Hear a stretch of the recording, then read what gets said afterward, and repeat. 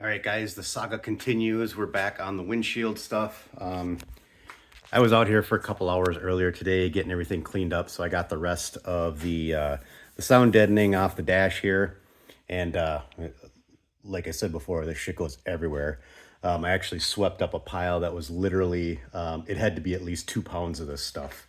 But I got that all cleaned up, and I've got the cage kind of scuffed up around here and the halo because I'm going to touch that up since the windshield's out.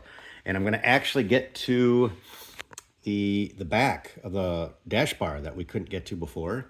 And we're going to make that pretty.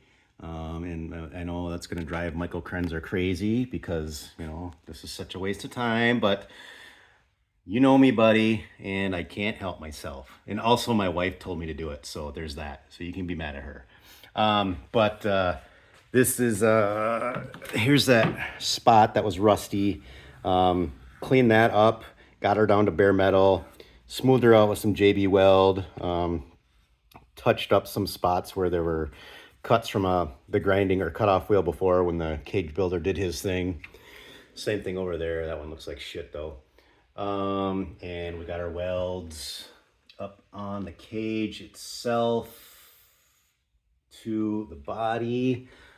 Same thing over here with the with that guy there and with the gusset. So now I'm gonna take my gauges off the dash bar, which is just gonna be a couple of bolts here because I did this fancy little job with the riv nuts and tabs, and so I've just got a bolt on each side that'll take the gauges off, and then these guys are just on a couple of clamps, and I will pull the wires off of the kill switch and cut a few zip ties, and then I'm going to do some taping, and then this thing is going to be ready to paint up tomorrow because it's evening and I'm one bourbon in, and I'm not doing any painting tonight. I've already showered for the day. I'm good. I'm good. So hang on and we'll get into that.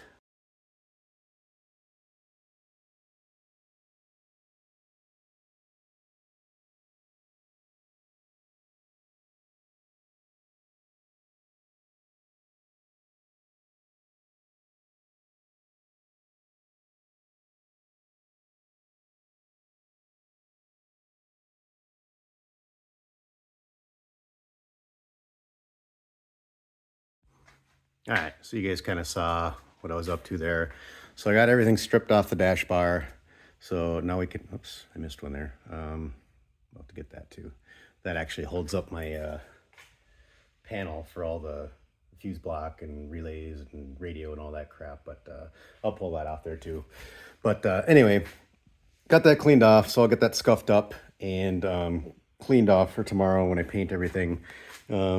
Basically what I'm doing here is I'm getting this taped off because the whole windshield frame and the dash I'm going to paint black and then hit it with a matte clear so there is no sheen to it whatsoever, because when you're out on the track and it's a sunny day, if you have a shiny surface on your dash, it sucks because it's glaring off your dash and it makes things hard to see. So we're going to try to remedy that as much as possible by making that a non-shiny surface.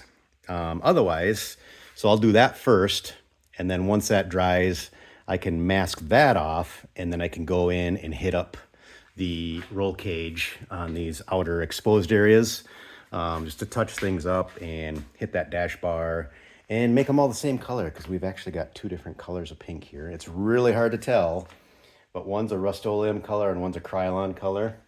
So we've been transitioning to the Rust-Oleum color bit by bit here. Yeah, so that's kind of what we got going on. Getting there. We're getting there. Just baby steps, guys. That's all you can do, a little bit at a time.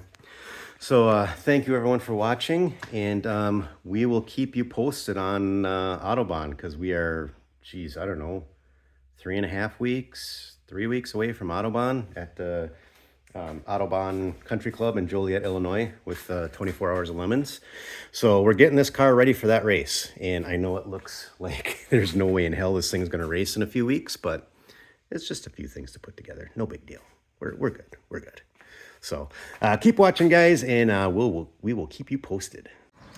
All right, guys, welcome back. We are getting ready to spray some color on the cage and get that all touched up. So I got things taped off inside, you know, engine bay, all that kind of fun stuff. So essentially we're just going to get some color on the cage and get a little bit of the dash up there. You know, as I get opportunities, I'm trying to get the inside of the car painted. You know, those opportunities don't come a lot, so when I get them, I got to take them. And yeah, we'll finally get the cage, the entire cage, all painted the same color. And then when this is done, I got to go out to the pole barn and start getting on the parts car and seeing if I can get that windshield out without completely destroying it. So fingers crossed there. But yeah, so now it's time for a little wipe down and spray some paint on this thing. So stay tuned. Right, got a little primer on there. So I wanted to go over and hit, there was some bare spots that you saw earlier, like on the insides of the cage and backside of the dash bar, stuff like that. So I want to get some primer on those before I lay paint down. And just some of these spots that were basically just scuffed, not really sanded down really well. Hopefully the primer makes that stick a little better. You know, obviously not a show car, but we do what we can to make it look nice.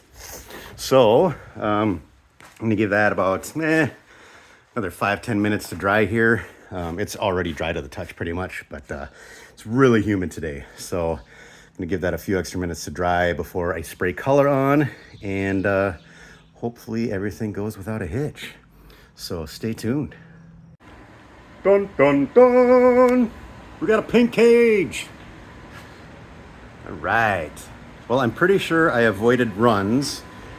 I'm also pretty sure I did not avoid sticking my hairy, sweaty arms into wet paint like 30 times. So, yeah. Didn't have that awareness of my limbs this time, apparently. But, looks pretty good. I think it's going to suffice. And now we can move on to the next step, which is trying to get the damn windshield out of the parts car. So fingers crossed, and we'll see how that goes. So stinking close. Look at this. Look at this. The whole thing. It's like ready. It's loose all the way around, except for right in here.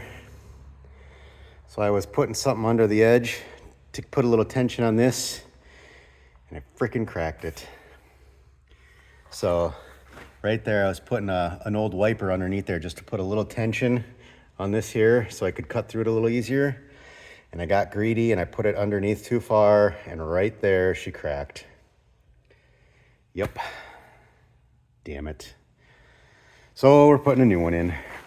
But wow, it was so close. It was literally like, there's like 2 inches in here of urethane that I just couldn't get through.